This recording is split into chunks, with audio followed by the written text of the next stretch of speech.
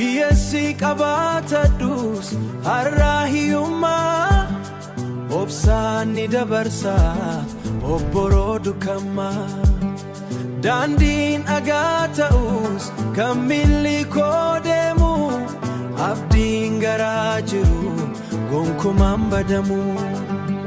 Muuziqaa akkanaa kanneen yookiin immoo nashiidallee wanta isaa ta'uu yoo uumuu barbaadan jalqabaawwan isin barbaachisu porompitii isin barbaachisa jechuudha. Porompitii laayiriksii keessan barreeffama wanta walaloo san barreessanii isa san barreessuudhaaf jechuudha. Porompitii kana koomentii irratti yoo na gaafattan isiniif ergaa. Bifa kanaan mata duree keessanitti galchitan afaan ittiin porompitii san uumuu barbaadan itti galchitan ChatGPTs ta'e AI kamuu gaafattan Gemini's ta'u bifa kanaan yoo itti kennitanii jettan daqiiqaa muraasa keessatti akka isin barbaadanitti walaloo keessan isinii qopheessa jechuudha. Walaloo isin gara sirbaatti jijjiirtan walaloo kana qopheessitanii booda amma wanti nu gochuu qabnu walaloo keenya bifa kana akkuma argitan nu qopheessee jira jechuudha. ChatGPT'n tokko isaatiin amma gara Google'itti deemneetiniin Google Flow Music jenneetiniin search goona.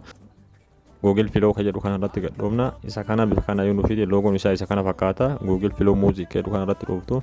Bifa kanaan gara fuula kanaatti isin fida. Yeroo jalqabaaf yoo qabantan ta'e imeeliidhaan akka loogiin akka gootan isin gaafata waan ta'eef sign up gochuu dandeettan jechuudha.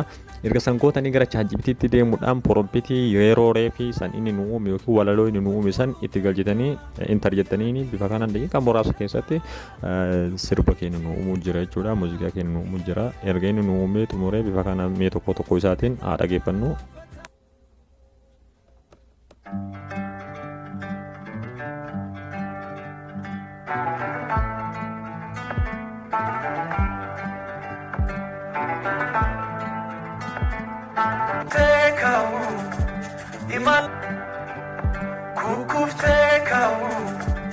Imantu jireenya obsaan injifata beeki goonni keenya hiyyeessi qabaatadhus har'aa hiyyummaa obsaan ni dabarsa. Bifa kanaan muuziqaa keenya kiriitu gootanii booda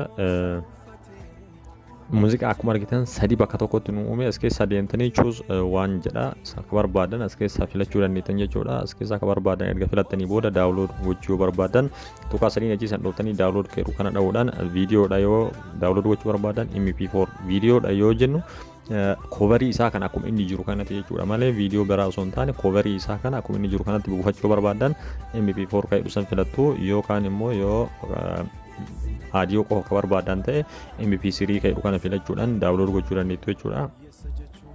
Amma MP3 kan jedhu kana filachuudhaan daawunlood goone itti fayyadamuu dandeenya jechuudha. Bakka wanti inni akka inni isin jijjiiruu barbaadan yoo ta'e yookiin immoo muuziqaa isinitti hin tollee fi wanni akka inni itti dabalu yookiin akka irraa hir'isuu barbaadde yoo jiraate kanatti barreessanii yoo galchitan isinii sirreessee isinii kenna jechuudha. Inni kun fiichariiwwan baay'ee ofirraa qaba. Soong kan jedhu kana keessa seentanii sirboota garaagaraatti isin humna ilaaluu dandeettan playlist space music video kan jedhu kunniin yeroo dheeraa fudhata jechuudha. Bifa kanaan tokko isaatii yoo barachuu barbaadan ta'e koomentii irratti yaada keessan naa kaa'aa bilbila irratti illee isin jedhu barbaadan yaada keessan koomentii irratti na barreessaa.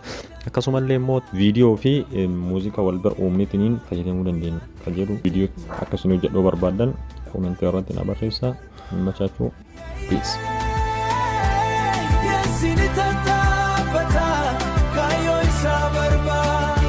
Hiyyeessa jechuun hiyyeessa abdii miti obsii dabi jireenya irratti